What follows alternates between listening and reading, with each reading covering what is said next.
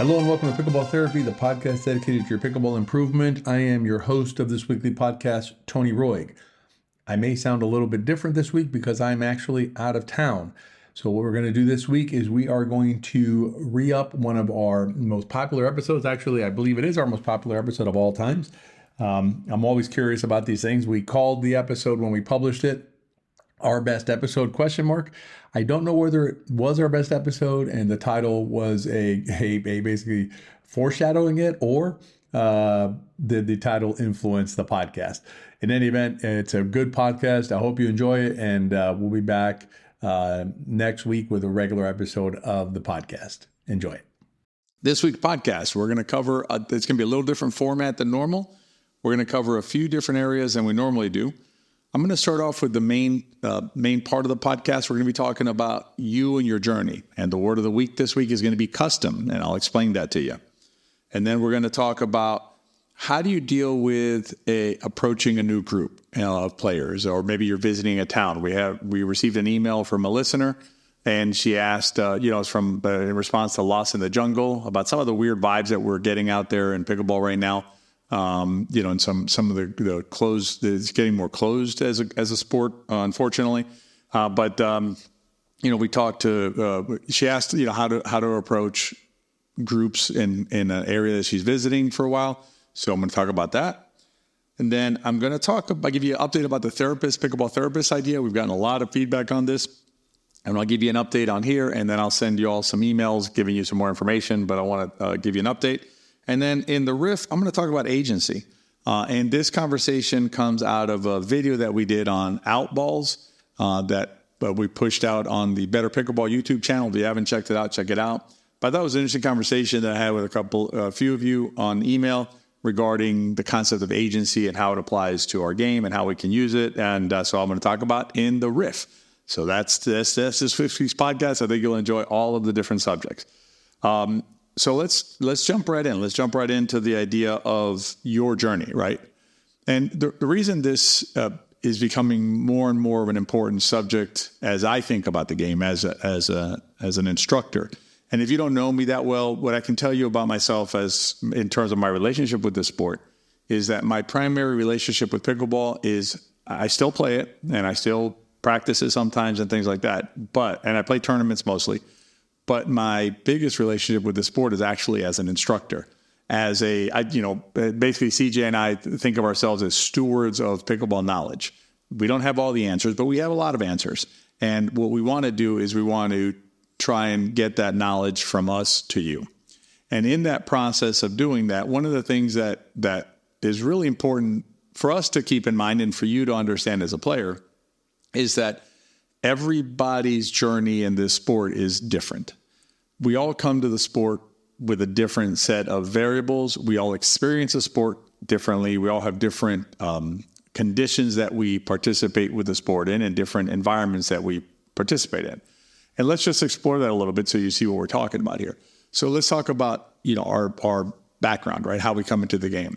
Some of us, myself, for instance, I played tennis since I was a child. Since I could pick up a tennis racket, I remember swinging a tennis racket. I took a little bit of a break in high school because I was a teenager and didn't know any better, but that's life. And then I picked it up again a little bit in college, just, intramurals and things like that, and then played it more significantly with my brother once he moved to our area so we could play together on a team. Anyway, but with my background, I have an extensive racket sports background. So I am going to be different than, for instance, CJ. CJ is a professional golfer and also a professional skier, a high-level skier and instructor. So she comes to the sport with probably better awareness of hips down, mobility, balance, things like that than I do. But she doesn't have a racket sports background, or a paddle sports background. She doesn't have that part of the sport. So if you watch us side by side hitting balls, it looks very different. Now, does that mean CJ cannot be a good pickleball player? No, she is a good pickleball player, right? Does that mean you can't be a good pickleball player if you don't come from a tennis or racquetball background? The answer is no. What's important to know, though, is that you will have a different experience coming into the sport. You'll have a different skill set, I should say. Not a different experience necessarily, but a different skill set. So that changes from player to player. Another thing is, for instance, where are you in age and physical condition? If you are 40, that's one thing. If you're 60, that's one thing. Another thing, if you have a bad knee or if you have pain in your hip or if you have, lack mobility, things like that, you come to the game differently. And then we talk about, your exposure so far. So let's say you've been playing let's assume you're playing for a year or so. What have you been exposed to so far? Has it been, helpful, positive knowledge that you can use? Or has it been, the local person telling you X, Y, and Z, which are, and I hate to use X because I respect the X, but, from a variable standpoint, different information. They've been giving you information that may not be accurate, may not be good, it may hold you back. That'll affect how you interact with this game. And then you have the idea of let's assume you have the correct knowledge, right? You found us, and I'm going to talk about the pickleball system in a little bit so you understand a little more about that. But, you found us and you have the knowledge that is most applicable and is going to do the best for you. How much time do you have to devote to it? And not just time, focus, and energy. And it's not a criticism. We all are built differently. I know some of my friends are just, they're machines. They just, and I mean that as a compliment, with a loving way. They will go out there and drill for hours and hours and hours and hours, and that's fantastic. In fact, some of the players who I compete against in the Senior Pro Tour, are avid practice players, right? They practice a lot, and I give them due respect for the work that they put in. I spend my time more doing podcasts and videos and trying to help other players, and it's not that doesn't make me better. I'm just saying that's what I do. That's the thing that I do with my time. They are very good at developing their games as well as helping other players that they do that as well. I'm not saying they don't, but their focus is on drilling and practice and things like that, and so that shows in their play. So the question is for you is this: it's how much time, energy, and focus are you prepared to and can give to your improvement? If you have a lot, then you're going to improve faster than if you don't. And so that affects your journey. And then you can think about it more broadly in terms of the area that you're in. What's the level of play of the area that you're in? How often is there play available? How many courts are available? How big is the pickleball community? Things like that, right? So there's many factors that affect your journey. And the key to this is understanding that your journey is not going to be the same as your friend's journey, as the same as the other player at your court's journey, or my journey or CJ's journey. It's just, we have to acknowledge the fact that it is our journey. And within that understanding, now we start thinking about how do we customize the journey best for ourselves. And what I mean by that is, this is where YouTube can be a hindrance, and, local player advice can be a hindrance, because I would suggest to you that normally when a local player is giving you advice, they come from a good place. They're trying to help you, and they believe that what they're telling you is correct. They're not trying to lie to you or deceive you about the game. And I would say the same thing on many YouTube videos that maybe, sometimes we would disagree with the premise, but more often the problem is this with YouTube video. The content may be fine, but is it for you? Is it meeting you where you're at right now in the game? And if it doesn't, then that can prove a hindrance, because you may be skipping steps ahead. And we if you come to our soft game workshop, you'll get a better explanation of how this could be a hindrance, because basically you're skipping over some steps to get to other steps that, or other shots that require precursor sort of steps. And then the other question is, does it really fit you and where you're at, right? In terms of, like adding a roll volley, adding spins, things like that. But I still can't, hit this shot consistently, but I'm going to move on to another shot. So those are areas where a YouTube video, for instance, can be potentially damaging to your game. Not just not helpful, but damaging, because it takes you down a path that's either a dead end, or it's a path that's not for you right now. And you just end up standing looking at this chasm at the end of this path going like, what now? And now you have to backtrack and then go down the other path again. And so think of your journey as a custom experience, as your experience, and you have agency. And I'll touch on that at the end of this podcast, but you have agency in every step of this process. And what I mean by that is that you can exert agency over the information that you're receiving, as well as the decisions that you make on what to do with that information. And that's a really important part of this. But that brings us to the word of the week, if you will, which is custom. And think of again, your experience is being unique to you. So if it's unique to you, you want to take a custom approach to your improvement. It's not a one size fits all. For instance, a video that you see on YouTube that says, these 5 tips are what you need. Do you? Are those the 5 tips you need? Maybe, but I would, if I were making a bet, I would bet the answer is no. I'd put my money on no, because the higher percentage chances that the answer is no. The same thing, you see videos that say, I took this player from this level to that level, or this will get you to that level, things like that. In the abstract, sure, those pieces may fit into the puzzle in certain ways, right? But there's so many other pieces to the puzzle, and just jumping around from this tip to that tip to this tip, it's not a very satisfying or complete way of approaching the process. So think of your journey as a custom experience and treat it that way, and you're going to feel the best with about yourself as a player and as your experience. Now that brings me to a subject that it's a project that CJ and I embarked on several years ago, which was is there a way to help as many players as possible through an online platform? And the answer is and has been yes, which is the pickleball system. The pickleball system think of the pickleball system as like the library of the knowledge that you need to play a really good game.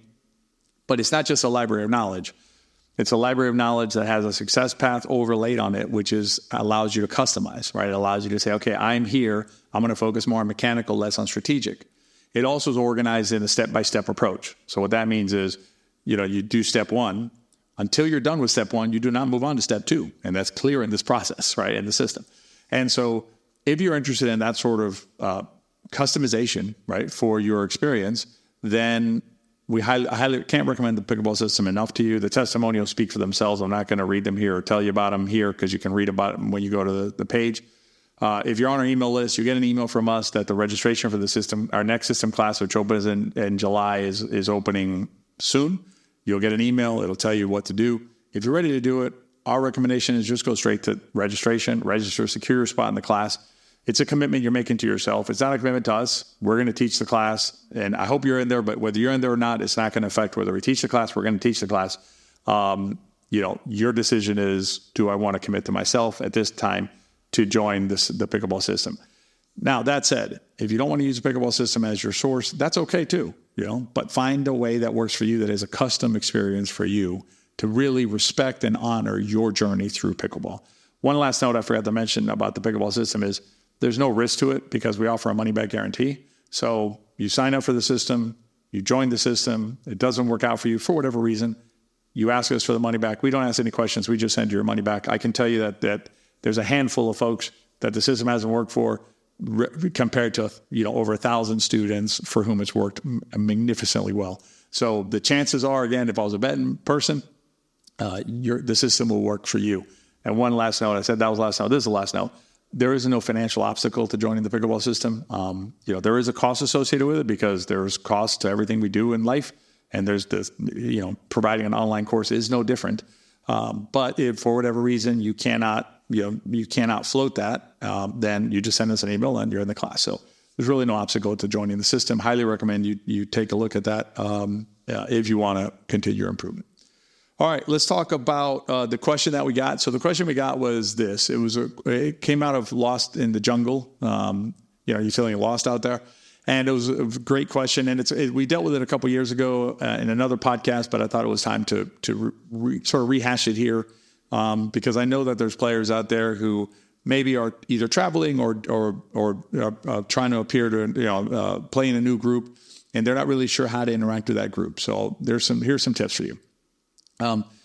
The main thing I will tell you, and I'm going to tell you this, I'm going to say this, and I hope it doesn't come off as sexist. It's not intended to be sexist, but our general experience is this. When men show up to play, they're normally very confident about joining the group. They act in a way that they know what they're doing, and so they're more readily admitted. What I found, and my experience has been with female players, is they're a little more tentative to join the group. And again, not a criticism, it's just what happens. And when they're asked about their experience and things like that, they tend to understate or undervalue their level, or underlevel themselves, and that affects their ability to join the group. So here's the general outline I'm going to give you and for how to do this. So the first thing is you don't ask, like you wouldn't ask like, may I join your play? You ask, where do I put my paddle? Something a little more assertive, right? Where do the paddles go, right? So you're making an assumption that this is open play or a play that's open. Let them tell you, no, this is not open play. This is a closed group. That's fine. If they do, then that's a different conversation. But if it looks like an open play kind of a setting, just ask somebody there, where do I place my paddle in the rotation? And then find out what the rules of the court are. Engage in that conversation about where the paddles go. Do they split, 2 on, split, 4 on, new, things like that? How many points they play to? Ask a couple of questions that make it sound like you know what open play is, because I'm assuming if you're doing this, you've already been to an open play, so you know kind of how it works and what's the scoring to, where the paddles place, things like that. So you go in there knowing what you're asking about. You're a knowledgeable player. Now, what may happen is you may get asked what your level is. Now, here you're going to use some judgment, but at the end of the day, I want you to know that we got your back, and you'll understand why in a second, because it can be daunting to go out there and, have to put yourself out there alone, right, with no backing. So here's what you do. If you look at the group and you say, you know what, I can hang with this group. I got no problem with this group. And they ask you what level are you, or what level of play you are, you will tell them without blinking and without blushing or anything that you are a 4.5 player, not a 4.0 player. You are a 4.5 player. Again, your judgment here, and I'm trusting you on the judgment, is that you look at the play and you say, I can hang with this group. Not that you can beat them, and not that you're going to dominate everybody. Just, you know what? I can play in this group in a way that is, I'm going to be fine. Everything's going to be fine. So if they ask you your level, you tell them you are a 4.5 player. Now, if they ask more questions, you can use this as well. But if later on somebody says to you, 4.5, no, you're not 4. Who said you're 4.5? You will tell them that my coach, Tony Roig, rated me as a 4.5 player. Okay? Now, that's between you and I. I don't care what they think about me or what they think about the rating system or anything else like that. I'm trusting you to use your judgment that you're able to hang with them. So I will give you a 4.5 rating backing in this context, right? Because what I don't want you to do is go to them and say, I'm a 3.0 or 3.5 or something like that, because they will not let you play, more likely, right? So you can say, and obviously if you're a 2.5, tell them you're a 4.0, I guess, that's fine if you're trying to find, 2.5 or 3.0 play. But if you're a 3.5 to 4.0 and you're trying to get into a 3.5, 4.0 game, I should have made this clearer. If you're trying to get into a 3.5, 4.0 game, you tell them you're a 4.5. Because if you're a 4.5, they will let you play in their group. And if they let you play in their group, then you're going to play and you're going to be fine, and the chips will fall where they may in terms of the games. And again, if they question you, you don't have to take ownership of the 4.5. You tell them, my coach, Tony Roig, rated me as 4.5. And then, here's the key, you give them my email address, Tony@betterpickleball.com. If you have an issue with the rating that he gave me, you can send an email to him. I can tell you to this date, no one has sent me an email. I've had this offer on the table for a couple of years now, both publicly as well as with some private persons in terms of their efforts to play in groups. So there you go. That's the process for when you're trying to play with a group. Again, use your judgment, but if you make the decision you can play, we're going to have your back, and you can just tell them that we rated you at that level so you can get into that group.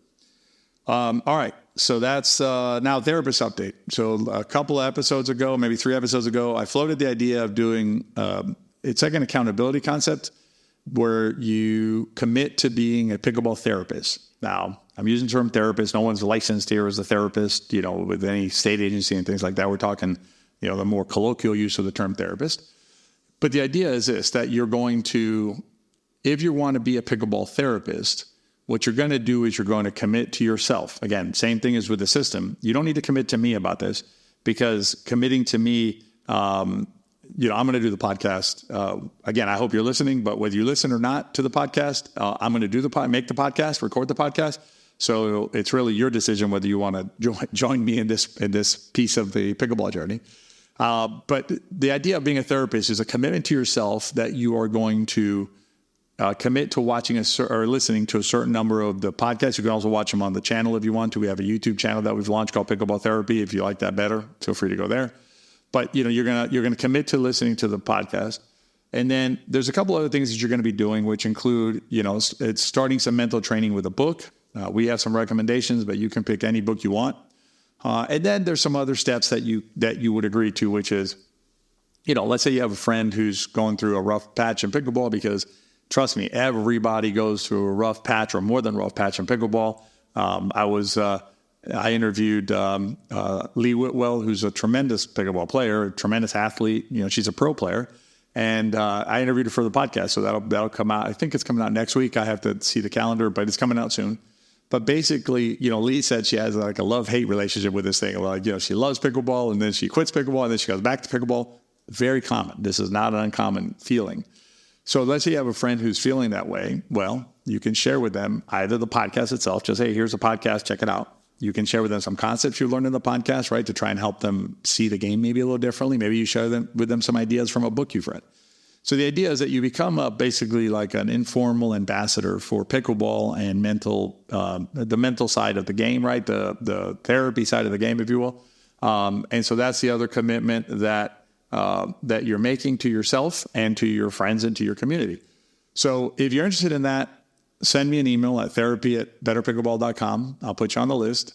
If you've already sent me an email, I know I haven't responded to you yet. I will. I'm going to respond to you with this document that I'm preparing, which will have the outline of what it is to be a pickleball therapist. This is version 1, if you will, of becoming a pickleball therapist. I think it's a great start. It's a great way to get us going down this path of becoming pickleball therapists and committing to ourselves and helping our friends in our community improve their relationship with the sport. All right, here we go. So let's talk about agency for a few minutes. So what happened was, we did a video on outballs, and I'm not going to get into the details on the outballs themselves, because you can watch the video for that. But what I want to touch on a little bit is this idea of agency and even the concept of a replay, because we did get some pushback on both those concepts. Had a very productive email conversation with a gentleman about it, and we came to an understanding of what I was saying, and I think he understood better what I was saying, and ultimately was on board with the concept. But the concept of agency in the outballs, because we like agency on everything, as we mentioned earlier with the journey and everything like that. So agency applies to everything you're doing. What shot did you just hit? That was your decision. Where are you standing on the court? Your decision, right? Did you play with a player who was not pleasant to you? Your decision to play with them, not for them not to be nice to you. And actually, I'm going to touch on that as well, because I remember now that I got another question that was asked about that. So I'm going to, as a bonus, at the end of the agency about outballs, I'm going to talk about agency with not to no thank you concept, because we've already written a blog about that. But these are the more like marginal folks that you play with sometimes that just are not positives in your life. So let's talk about the outballs. So what happened with the outballs is, the idea is this: if you hit a ball that is so close to the line that it creates a possibility of being called out, realistically, then you should take some agency over that, right? Take some ownership over the decision to hit the ball in a position that made it difficult for your opponent, who, don't forget, is your friend, more likely than not, to make a difficult decision, right? Difficult call. So you're putting them in an uncomfortable position by deciding to hit the ball there. Now, that was interpreted as me suggesting don't ever hit the ball there. I'm not saying that. You can hit the ball wherever you want to. You can aim the ball wherever you want to aim it, right? You want to aim it right at the sidelines or the end line or whatever you want to do. That's up to you. Now, the question is, what happens when that shot decision that you've made creates controversy on the court, potential for controversy, meaning they call it in a way that you disagree with. That's where you say, oh, wait a minute. You know what? I hit it there, and you're entitled to hit it there if you want to aim it there. So I'm going to take some responsibility for that, and I'm not going to get upset about their call. I'm going to understand that my opponent, who again is your friend, is a fallible human, is a human being with fallible senses, right? And I will say this here, and I'll say it again every time that someone asks me. I have made bad calls in my life, and so have you, 100% guaranteed. There's no doubt in my mind that I have made bad calls and that you have too, if you played for any amount of time. Now, did you do them and did you call them out incorrectly intentionally? Did I do it? I would suggest no, right? But it happens. So there can be reasonable disagreements among reasonable human beings about whether a ball was in or out in a given situation. The agency concept is you saying, you know what? That's something that I contributed to, so I'm going to own up to my part of the problem.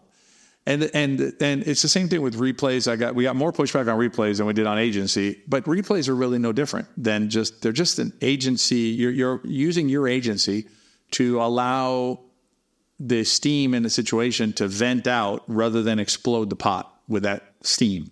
And so I will stand by replays. I don't, and the pushback is like, well, let's not expand replays from the way that they're expressly written out in the rules. I'm going to tell you, the rules are fine, but there are many times that I'm not going to be a strict interpreter, apply the rules strictly because they just don't serve a purpose there.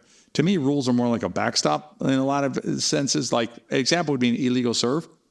If you're playing with somebody who's hitting an illegal serve, but they're just bopping it in the same way they would if they were serving underhanded, what does it matter? And how do you know that they don't have a shoulder problem or a vertical problem or something that makes it more difficult for them to hit the way you want them to hit according to the rules? Now, if they're hitting an illegal serve that's creating a competitive advantage, okay. But that's not what the rule says. The rule doesn't say that's something that I apply to the rules based on my agency as a human being on this planet, able to do so. Same thing with replays. If a replay is going to avoid a meltdown on the court, I'm going for a replay, no question about it. So hopefully it helps on agency. And I wanted to extend that to this concept of playing with players who are negative Nellies out there. The extreme on agency there is don't play with them. I know it sounds like, wow, that's really extreme. But you know what? Life is short. The older I get, the shorter life gets, I guess. Right? That's stating the obvious. But the shorter life gets, the more precious my time is. And I would suggest to you that you do the same. If you're going to get on the pickleball court with someone who's just going to make you feel bad, why are you there? Why are you there? Why? Because of peer pressure? No. You're responsible for yourself. You're responsible for your environment to the extent you can control it. Pickleball is an optional activity. You're not having to go out there and hunt for food with someone you don't like to survive. Don't play with them. Just tell them I don't have any interest in playing with you. I'm sorry, or just decline, with an excuse if you want to, whatever. But don't let peer pressure drive you into a situation that's just not comfortable to you. If you have the fortitude just to ignore them, that's fine. Or you can tell them, hey, I don't want to hear another word from you. That's fine too. You have agency over yourself and your life. And so if someone is making you feel bad, you can have a constructive conversation too. Like if it's a friend of yours and there are folks like this, and we know a few very well, and they've actually benefited from being told. If it's someone who you're close with and they're acting negatively in a way that's affecting you negatively, have a constructive conversation with them off the court. Say, hey, listen, when I play with you, I don't enjoy it because of X, Y, and Z. And that may help them to go, oh, I didn't even know I was doing that, because that can happen. Or if they say, you know what, you're just being unreasonable, okay, then that informs your next decision as to whether you play with them next time, or you say, listen, if we're going to play together, you do not speak to me. I'm gonna play with you because that's our group is small and we need the rotation. That's fine, but I just want you to know, don't speak to me when I'm on the court with you. I'll speak to you off the court all you want. Again, what's the underlying concept here? Premise here is agency over yourself and over your life and over your pickleball experience. Anyway, so that's this week's podcast. Hope you enjoyed it. If you haven't yet rated and reviewed us, please do it. And as always, please share our podcast with your friends. Remember, if you enjoy the podcast, my guess is they probably will too. I'll even put money on it. Have a great week, and we'll see you next time.